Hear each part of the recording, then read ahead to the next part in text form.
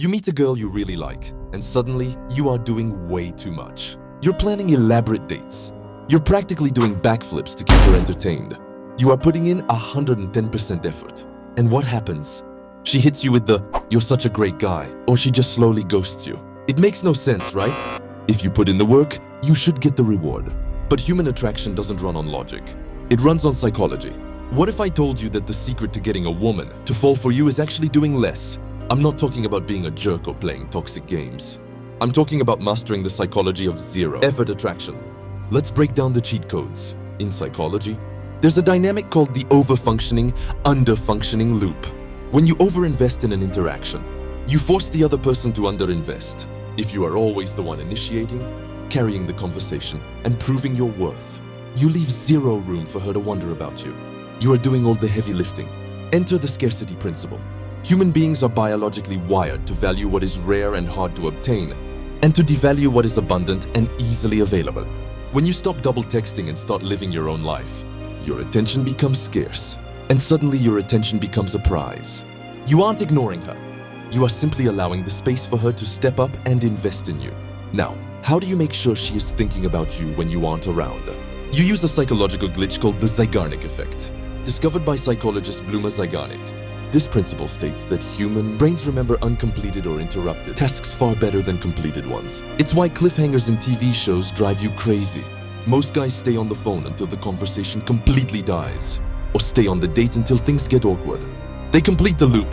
The low-effort, highly attractive guy leaves while the energy is still high.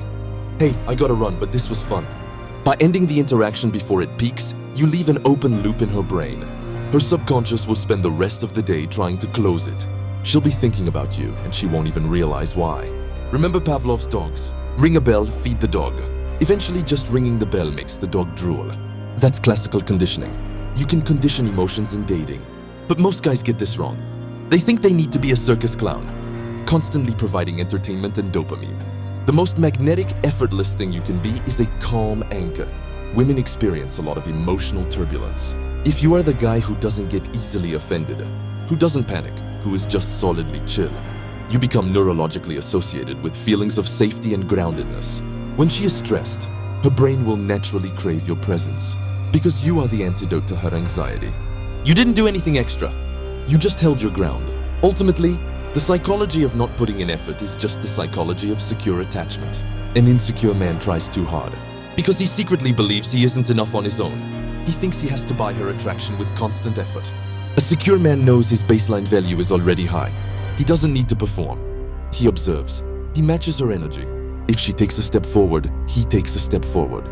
If she takes a step back, he stays right where he is. The ultimate cheat code to getting a woman to obsess over you is to be genuinely obsessed with your own life and purpose first. Stop performing.